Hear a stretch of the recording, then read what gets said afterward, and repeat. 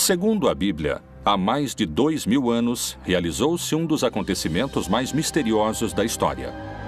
Uma camponesa judia de 14 anos, chamada Maria, deu à luz a um menino. A mulher era virgem e seu filho, Jesus, seria reconhecido como o salvador de seu povo. Há poucas provas da vida extraordinária dessa mulher, muitas perguntas e mistérios assombrosos. Como e por que há tão pouca informação e, no entanto, se fala tanto dela ao ponto de ser um dos pilares da Igreja Católica? Que enigmas se escondem na Bíblia sobre a Virgem Maria? A Virgem Maria é a mulher imaculada. A Igreja assegura a virgindade de Maria antes, durante e depois do parto. O Novo Testamento fala muito pouco sobre a mãe de Jesus, surpreendentemente pouco. A Maria que a instituição nos vende é uma Maria extraterrestre. Mulher, eis aí teu filho. Filho, eis aí a tua mãe. Maria é também a mãe de toda a humanidade. Nós vamos visitar a vida da Virgem Maria através de um achado arqueológico recente que apresenta um enigma inquietante. Trata-se de um segredo que esteve oculto durante mais de 1500 anos e poderia mudar a ideia que milhões de fiéis têm sobre a Virgem. Por que a Bíblia não descreve nada sobre a passagem da Sagrada Família pelo Egito? O que aconteceu naquelas terras? A Virgem Maria foi uma poderosa vidente ou bruxa? Ou foi simplesmente a mãe de Jesus? Maria, santa, feiticeira ou vidente?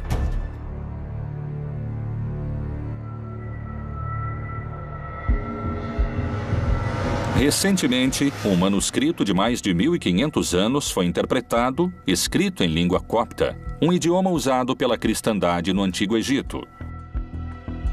É um feito que surpreendeu a comunidade científica, sobretudo pelo que sugere seu título: O Evangelho dos Oráculos de Maria.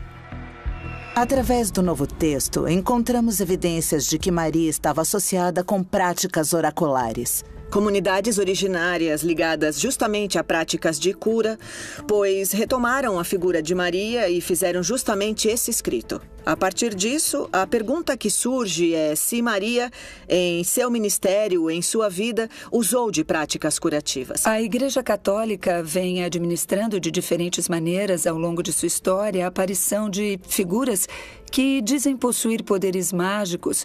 Aparecem nos escritos dizendo que elas têm algum tipo de poder. Em geral, esses poderes têm a ver com a comunicação com o divino ou com a saúde. Como o texto do Evangelho dos Oráculos de Maria está escrito em uma língua egípcia antiga, diferentes investigadores estão trabalhando na tradução de seus textos.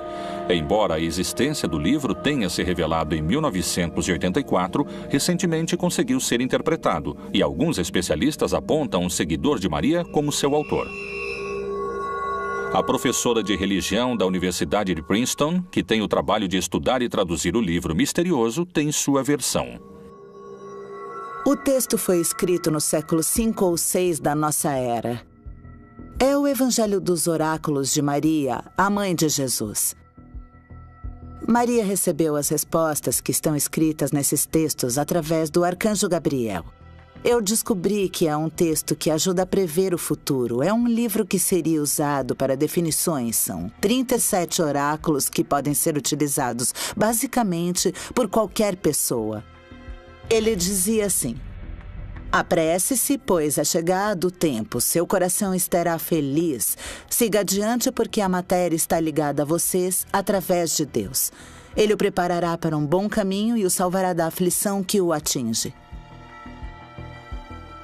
Se esses oráculos encontrados estão baseados no que transmitia a Virgem Maria, ela poderia ter tido poderes de vidente?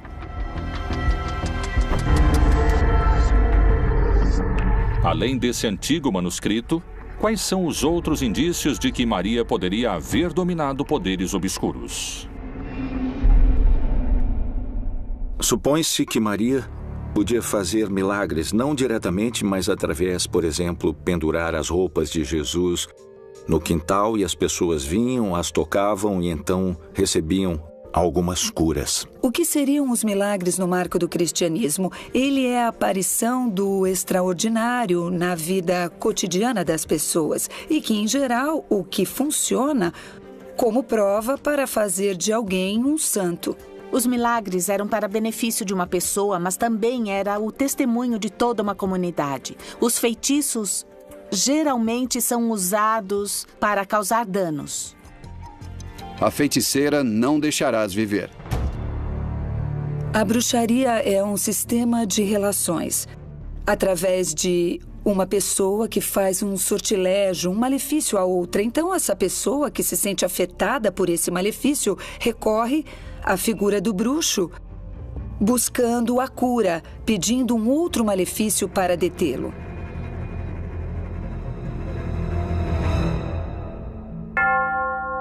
Desde mais de 2000 anos, centenas de milagres são atribuídos à Virgem Maria em todo o mundo.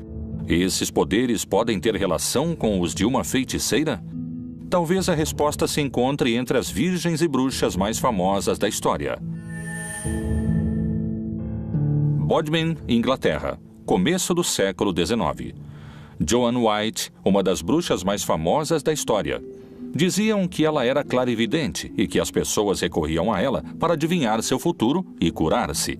Ela visitava um poço santo, pendurava os curativos de uma pessoa enferma nos galhos de uma árvore e assim ajudava em sua cura. Crê-se que no poço sagrado onde curava os enfermos, ela invocava os poderes da Virgem Maria. Na verdade, o Novo Testamento fala muito pouco da Mãe de Deus, surpreendentemente pouco. E às vezes, não de uma maneira, digamos, positiva, como a piedade cristã imagina, ou até como a piedade cristã crê. Por quais motivos a Bíblia fala tão pouco sobre a vida da Virgem? Será que Maria teria levado uma vida fora dos parâmetros da doutrina da Igreja? Qual é a relação e quais mistérios revelam os achados dos oráculos de Maria? As pessoas que escreveram este oráculo consideravam Maria uma médium. Eu acredito que esse texto funcionava como uma pessoa que consulta a Bíblia hoje em dia. Ela a abre e a passagem que lê está dirigida à sua vida. Em certo sentido, esses oráculos eram como os psiquiatras do mundo antigo. São muitas as passagens bíblicas que anunciam os castigos de Deus àqueles que desviam do caminho e das Escrituras Sagradas. A leitura que se faz através desses personagens é uma leitura oficial. E é a leitura que chega a todos nós. Algum homem ou mulher em si tiver um espírito de necromancia ou espírito de adivinhação, certamente morrerá. Serão apedrejados. O seu sangue será sobre eles. Na Bíblia, vamos encontrar personagens que estarão fora de toda a estrutura religiosa, que queriam se apresentar ou que se apresentavam dentro do povo. A bruxaria é incompatível com a fé em Deus a partir do ponto de vista bíblico, porque aquele que dá a saúde, se você usa de bruxaria para se curar, aquele que dá a saúde é Deus, embora existam médicos. Se se trata de conhecer o futuro, aquele que o revela é Deus. E aquele que conduz a história é somente Deus. Portanto, a bruxaria é incompatível com a fé no Senhor. As aparições da Virgem Maria são sempre um mistério. Nessa questão entra uma série de aparições marianas que podemos entender como uma intervenção da Mãe do Nosso Senhor, da Mãe de Deus. A Igreja tem muito cuidado quanto a reconhecer uma aparição, porque a charlatanice é muito fácil. Em 11 de agosto de 1858, em Lourdes, na França, a jovem Bernadette Soubirous caminhava quando escutou um barulho e sentiu o vento.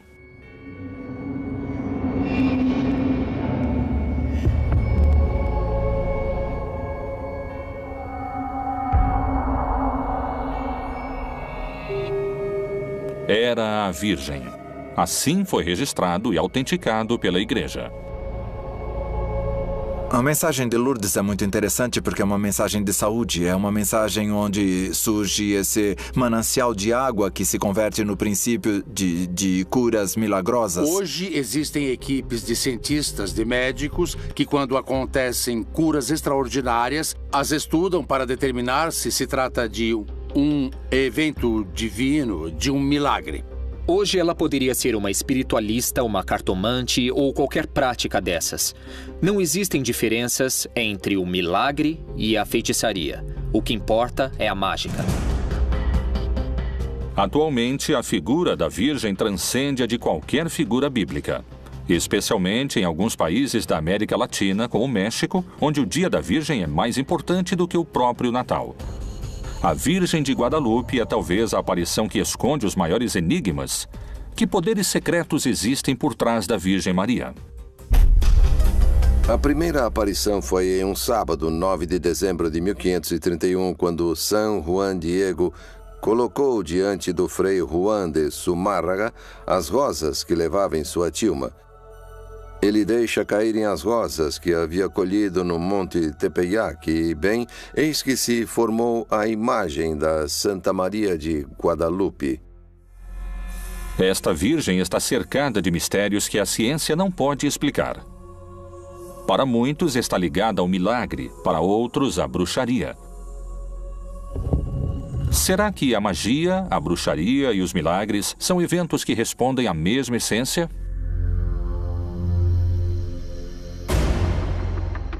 Ao longo dos séculos foram feitas várias investigações em torno da imagem de Guadalupe. As primeiras que chamaram a atenção foi quando, em 1938, tiraram uma fotografia dos olhos e neles se encontrava como que o perfil de uma pessoa.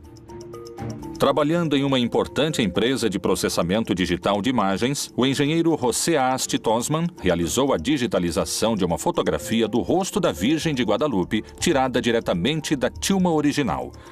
Ela revelaria o que é uma das descobertas mais incríveis. Em 1979, logo no início, me ocorreu utilizar o que eu estava empregando em meu trabalho. Eu estudava a imagem de Nossa Senhora. O processo que eu utilizei foi trabalhar com fotografias, digitalizá-las, ampliações, melhorias com filtros matemáticos e lá no centro estava, na pupila, estava a família. Eu creio que essa foi a mensagem que Nossa Senhora nos deixou. A Virgem de Guadalupe é adorada por milhões de fiéis ao redor do mundo que asseguram terem sido testemunhas de inúmeros milagres. Grandes multidões se reúnem todos os anos para pedirem e agradecerem. As curas que ali acontecem mantêm a esperança dos que se aproximam e dão à Virgem e aos seus poderes milagrosos um papel de protagonista na fé, até mesmo maior do que o de seu filho Jesus.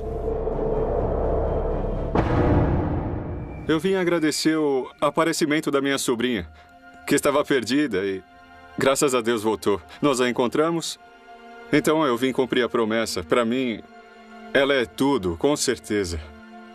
É como a mãe que a vida nos deu. Ela é algo muito importante. Meu problema é que há muitos anos eu não consegui engravidar. Então, eu pedi à Virgem que me desse esse milagre de engravidar. Essa é a minha filha. No dia 17 fará um mês e eu vim agradecer à Virgem por eu ser mãe. Para mim, ela é como a minha segunda mãe. Para mim é algo, não sei, algo muito especial a Virgem de Guadalupe. A Virgem de Guadalupe não foi a única aparição. Existem 28 visões da Virgem aprovadas pela Igreja Católica. Mas aparições espetaculares de mulheres ligadas à bruxaria também são narradas em escritos desde a antiguidade. Será que essas visões foram as mesmas?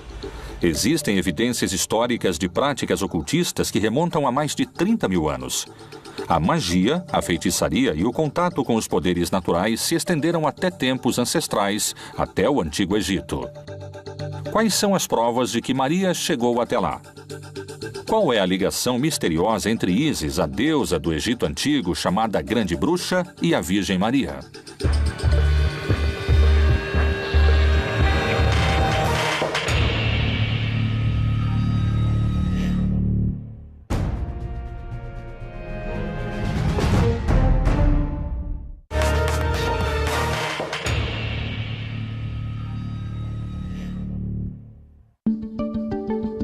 A descoberta de um manuscrito de mais de 1.500 anos de idade intitulado O Evangelho dos Oráculos de Maria surpreendeu a comunidade arqueológica e despertou uma hipótese inquietante. Será que Maria teria sido uma vidente? Existem antecedentes dessas práticas no Egito? Especialistas afirmam que esse texto misterioso foi usado lá. Já na Idade Média, se tentava identificar a Maria e até mesmo a Jesus como personagens que aprenderam com a sabedoria dos egípcios, especialmente dos magos, e que foram destas artes secretas que eles obtinham as fórmulas ou o poder para realizar os milagres. Será que a Virgem Maria teria chegado até essa região do Alto Egito? Ela aprendeu no Egito técnicas para dominar poderes misteriosos? Maria estava no lugar onde o manuscrito foi achado? Para revelar esses mistérios, é necessário seguir os passos da Sagrada Família até a terra dos faraós. Então Herodes, vendo que havia sido iludido pelos magos, irritou-se muito e mandou matar todos os meninos que havia em Belém. O contexto é que Herodes, um idumeu, aliado a Roma, fica sabendo da visita de uns magos que vinham do Oriente e que havia nascido um rei. Ele pensa que é um rei terreno que vai tirá-lo de seu lugar. E então ele decide matar os meninos de uma aldeia que fica ao sul da Judéia e que se chama Belém. E tendo ele se retirado, eis que o anjo do Senhor apareceu a José num sonho, dizendo: Levanta-te e toma o menino e sua mãe, e foge para o Egito, e demora-te lá até que eu te diga, porque Herodes há de procurar o menino para o matar. Quando nós lemos as Escrituras Sagradas, com certeza ela nos diz que, para salvar o menino de Herodes, que pretendia matá-lo, a Sagrada Família foi para o Egito. No Egito, a feitiçaria ou as práticas mágicas ligadas aos sacerdotes, aos sábios, fazem parte da cultura milenar. Muitas das práticas culturais e religiosas foram absorvidas também por Israel. Mesmo sem termos conhecimento do local onde foi encontrado o Evangelho dos Oráculos de Maria, os textos similares dão indícios de uma possível origem onde práticas religiosas e rituais pagãos eram realizados. Não sabemos exatamente onde esse texto foi encontrado. O que sabemos é que foi doado à Universidade de Harvard, mas as pessoas que o doaram não disseram onde o encontraram. Existe um lugar no Egito onde tem o altar de um santo, São Colutos, que fica localizada na cidade de Ansena. Lá foi encontrada uma página de um texto similar. Assim, nós soubemos que as mesmas pessoas que praticavam essas mesmas consultas usando os altares dos santos no Egito. Numerosas evidências encontradas, desde talismãs, amuletos, hieróglifos e manuscritos, indicam que os egípcios buscavam contato com seres de dimensões espirituais e pretendiam dominar os poderes sobrenaturais. Como isso pode ter influenciado Maria? Todas essas sociedades que nós viríamos a chamar de Oriente Médio, com processos de expansão desses reinos que se transformaram em impérios e suas políticas de dividir as comunidades e realizar deportações, foram se formando comunidades desses grupos que começaram a ser, digamos, excluídos desse lugar geográfico onde habitavam e começaram a viver em outras zonas. Analisar sociedades antigas com os parâmetros de hoje às vezes pode ser um pouco complicado porque temos que nos situar no contexto. Nesse momento estamos situados nos primeiros séculos, do 1º ao 3º século da era cristã, onde o termo que se utilizava mais comumente era o termo mago, maga, que vinha do egípcio mag, que significa sacerdote. Então, são as pessoas ligadas a essas práticas sacerdotais e curativas na época que hoje as tipificamos como práticas de feitiçaria. Assim, Maria e sua família passaram de serem adorados por reis do Oriente a serem fugitivos perseguidos pela lei. Segundo o Evangelho extracanônico, a Sagrada Família partiu de Belém até Gaza, onde atualmente é o Parque de Zaranik, situado a 40 quilômetros a oeste de Al-Arish. Eles entraram no território egípcio pela parte mais setentrional do árido e duro deserto do Sinai. Nós temos registros do século VI a.C. de uma comunidade em Elefantina, composta praticamente por militares judeus, os quais haviam encontrado os papiros, os famosos papiros de Elefantina. Esses papiros nos revelaram como era o judaísmo na época. Em Elefantina havia um judaísmo sincrético, onde o templo era dedicado a Yahvé e também à deusa Anat.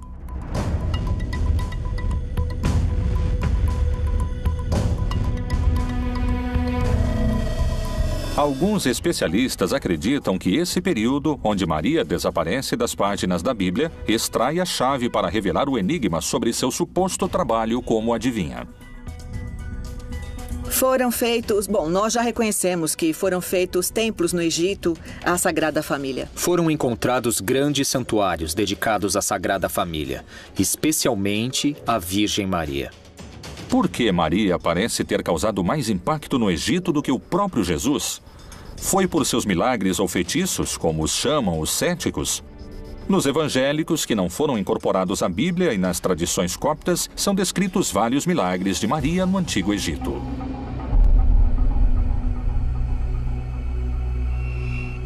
Jesus também utilizava plantas medicinais para suas curas, possivelmente. Isso faz parte, poderíamos dizer, das práticas tradicionais, medicinais, nas quais as mulheres teriam um papel fundamental.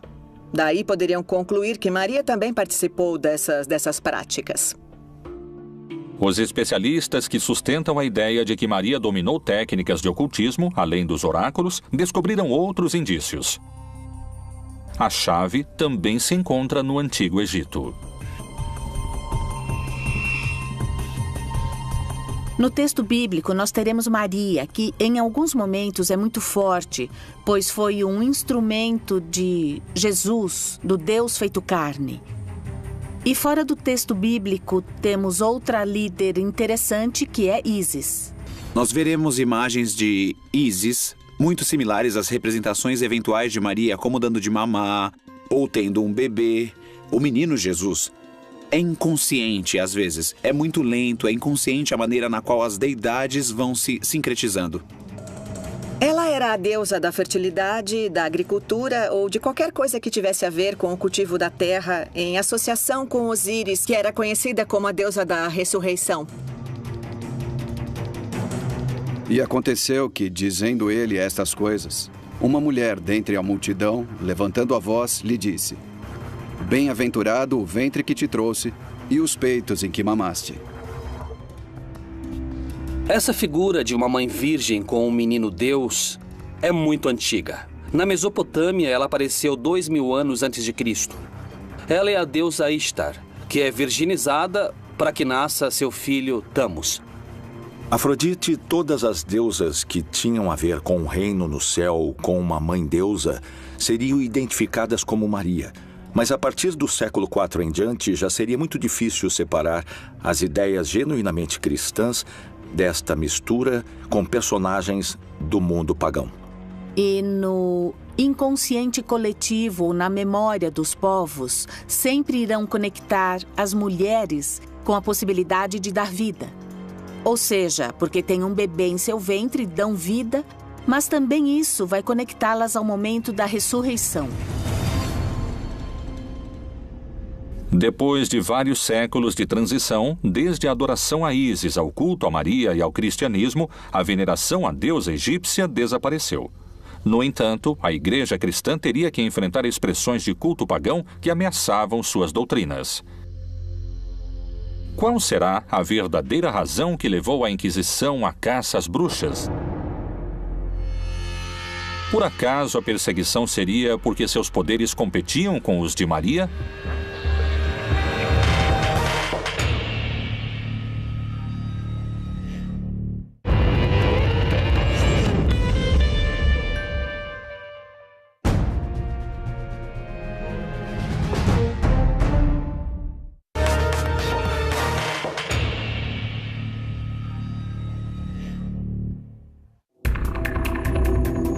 A chegada do cristianismo a Roma mudou a história de todo o mundo.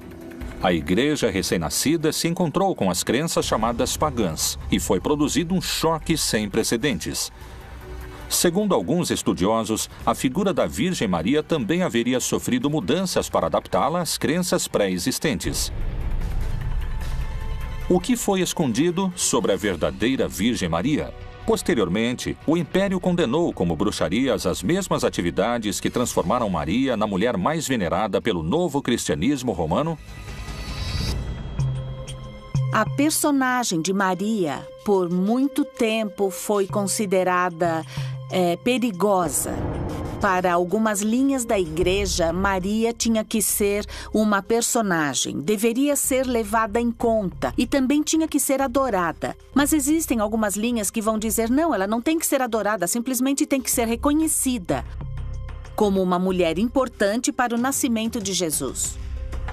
As primeiras condenações de bruxos e bruxas aconteceram no século XIII, com o surgimento da Inquisição, cuja atividade principal não era contra a bruxaria, mas sim contra a heresia.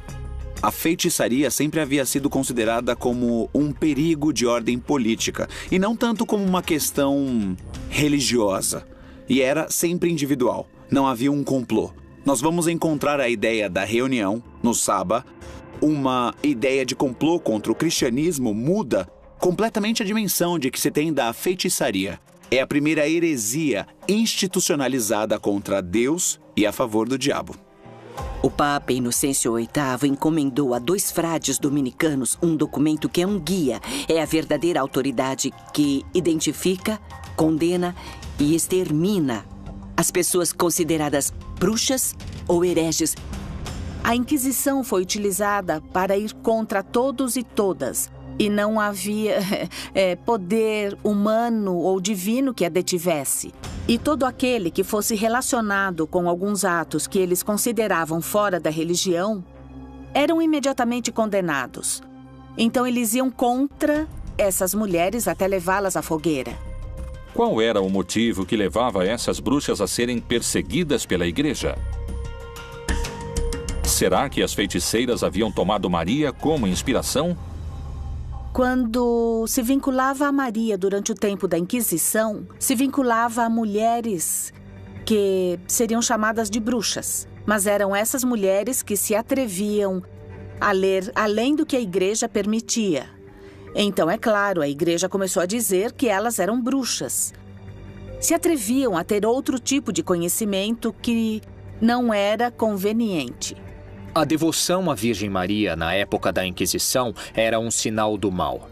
Realmente, os inquisidores reformaram uma estátua da Virgem Maria, introduzindo elementos perfurantes para colocar a vítima em seu interior e que era perfurada no momento em que a estátua era fechada.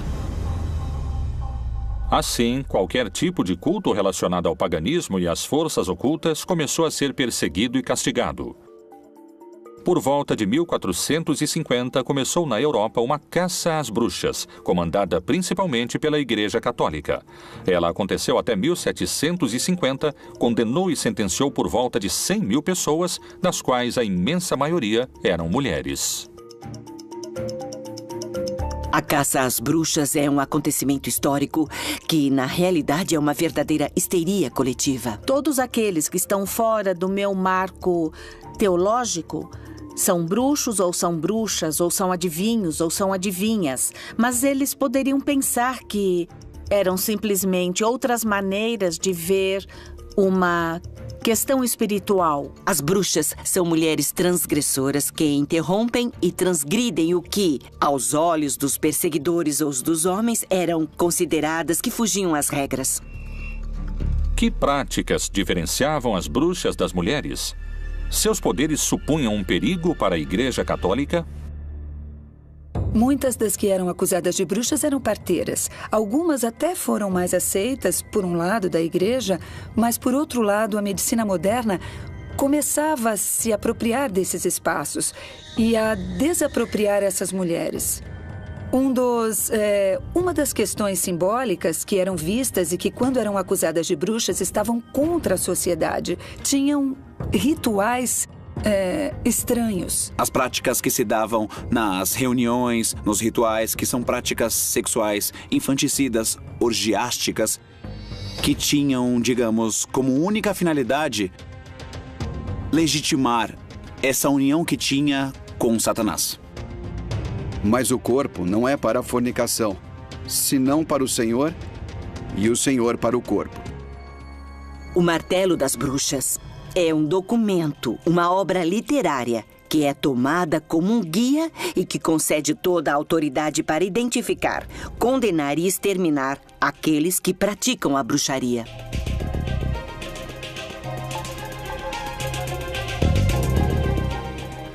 Na Idade Média, o imaginário feminino e a força da feminilidade volta com as beguinas, que nascem na Alemanha. Na Bélgica, muitas mulheres viam uma saída. Eu não quero casar, mas não quero ser freira. Elas iam viver nos beguinários, e muitas dessas beguinas terminaram em uma fogueira, acusadas de bruxaria.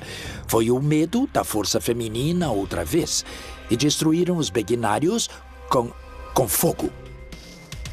As ideias que relacionavam Maria com a deusa Ísis e com a magia pareciam ficar para trás. No entanto, segundo afirmam esses especialistas, a Idade Média foi uma época de controvérsia e discussão sobre outro aspecto da vida de Maria, o sexo. A Maria é venerada como uma mãe, e uma mãe muito especial, uma mãe que não pecou, que concebeu sem pecar, porque a Igreja continuava considerando que mesmo o ato sexual para a concepção era algo pecaminoso. É daí que vieram, por exemplo, os lençóis com furos para que não vissem os corpos, a malícia, que significava a nudez da mulher, não a do homem. Parece que a maldade estava encarnada na mulher. As mudanças físicas próprias de uma mulher já são uma alteração no corpo. Então isso para eles era um efeito demoníaco, que a elas se atribuía o fato de terem esses poderes demoníacos. Por isso é que eram torturadas e queimadas. Tamar, tua nora adulterou, e eis que está grávida do adultério.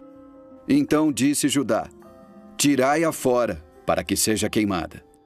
Eu creio que Maria é Maria e tem o lugar que tem porque não é uma mulher. É uma mãe, não é uma mulher. A Virgem Maria é o protótipo da mãe, é a mulher imaculada, ou seja, sem mancha. Nela não há pecado, porque também está associada à sua maternidade e à sua obediência. Maria é virgem, enquanto que a bruxa pratica sexo selvagem. Maria se entrega ao Espírito Santo, a bruxa se entrega ao demônio. Maria concebeu o Filho de Deus, enquanto que a bruxa concebe rãs e monstros. Segundo vários especialistas, para afastar a Virgem Maria de qualquer ideia ligada à magia e ao paganismo, a Igreja construiu sua imagem como o oposto das mulheres perseguidas. Enquanto muitas delas eram acusadas de práticas sexuais, Maria era vista como o contrário, virgem e com um único filho concebido por Deus. Se a virgindade era tão importante, o que aconteceria se Maria não tivesse sido virgem? A virgindade de Maria tem sido motivo de controvérsia durante séculos. Existem provas que indiquem o contrário? Há evidências de outros filhos?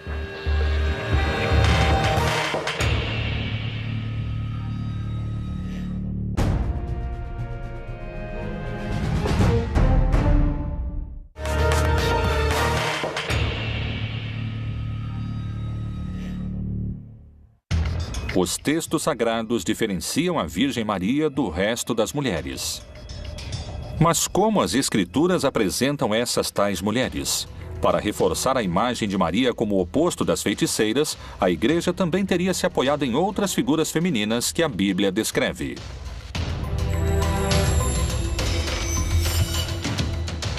A Bíblia é extraordinariamente misógina.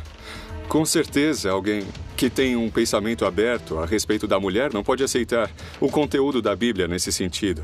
A Bíblia repudia a mulher desde Eva em diante. É até linguístico. Eva é o contrário de ave, que é sagrado. Essa visão da mulher foi se reproduzindo e crescendo e que já vinha de todas as mulheres más da Bíblia, que é uma visão tremendamente machista.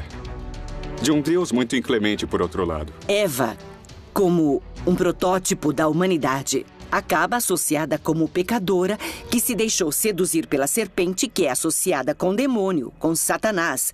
E por ela se diz que foi introduzido o pecado e a morte e a dor da mulher ao dar à luz. E disse a mulher: multiplicarei grandemente a tua dor e a tua conceição.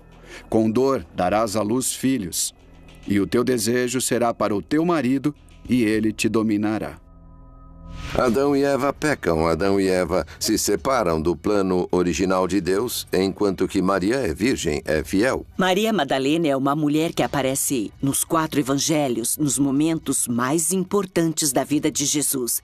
É dito que Jesus expulsou 7 demônios dela. Obviamente, uma interpretação patriarcal o associa imediatamente aos varões. Ela é pecadora porque tinha 7 amantes ou maridos. Agora, como também é representada Maria Madalena na iconografia?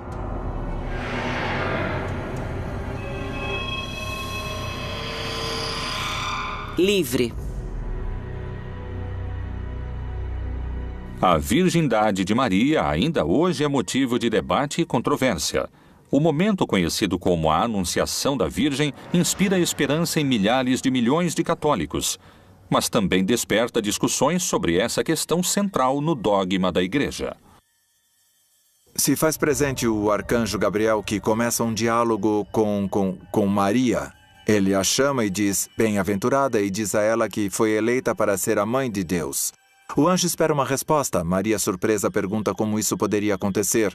E quando ela entende de alguma maneira o mistério que está por acontecer, ela diz estar de acordo, acredita no que foi dito, e quando o anjo se retira da sua presença, Maria está grávida.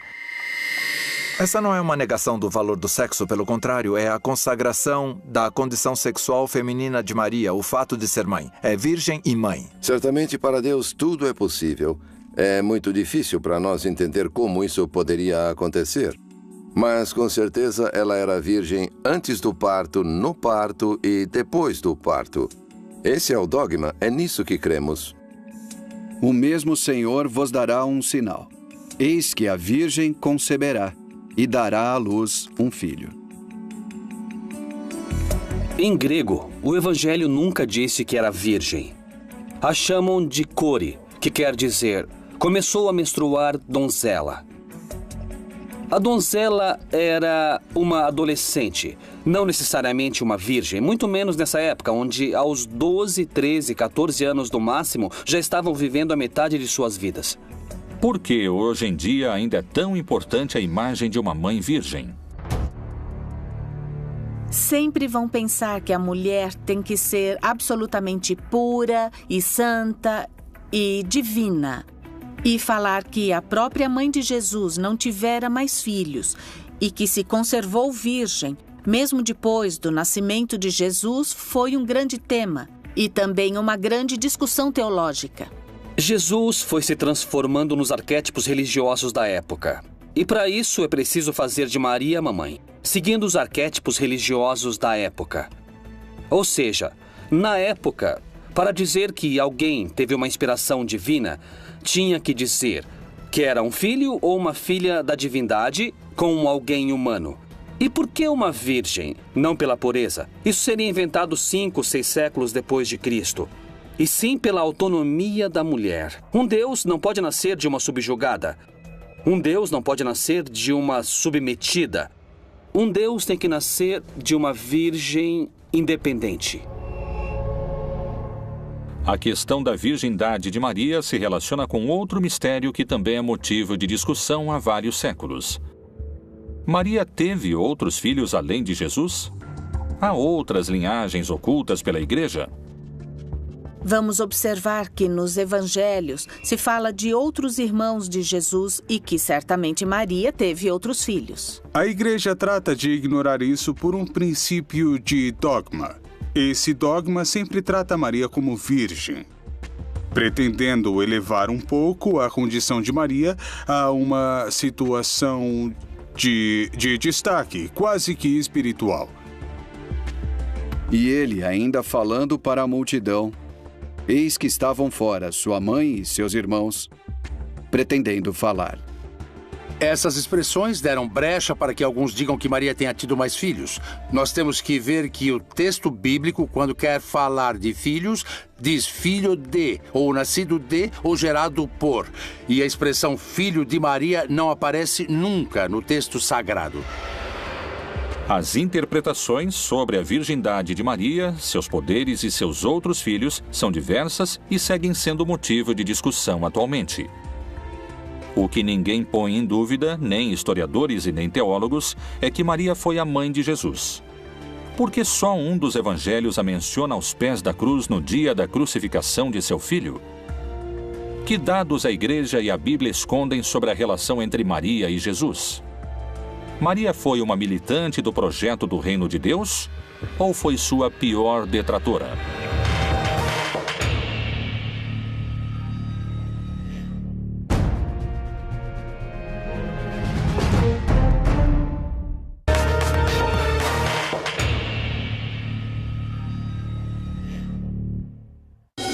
A virgindade de Maria, sua vida sexual e seus outros filhos, além de Jesus, são sujeitos à interpretação e à fé de cada indivíduo. A Bíblia conta muito pouco sobre esse tema, como é pouca também as informações que se encontram nos textos sagrados sobre sua relação com Jesus. Por que o único evangelho que fala sobre Maria ao pé da cruz é o de João? Por que a Bíblia abstém-se de tantos dados sobre a vida de Maria e sobre tudo a respeito de sua relação com Jesus? E junto à cruz de Jesus estava sua mãe, e a irmã de sua mãe, Maria, mulher de Clopas, e Maria Madalena. Entre Jesus e Maria havia um problema de entendimento. A piedade cristã não pode suportar isso, especialmente a católica e a ortodoxa não conseguem suportar isso e enfeitam de flores a relação de Jesus com sua mãe, sem pensar que era conflituosa ou que foi conflituosa todo o tempo. E acho que Maria teve problemas para entender a missão de seu filho. A relação entre Maria e Jesus foi muito conflituosa no começo, porque a Maria não queria que Jesus enfrentasse nada mais, nada menos que o Império Romano. E diz um texto de Marcos que a Maria quis se apoderar dele e a expressão sugere muita violência. Que planos Maria tinha para sua própria vida e para seu filho? O quanto acompanhou Jesus em sua luta?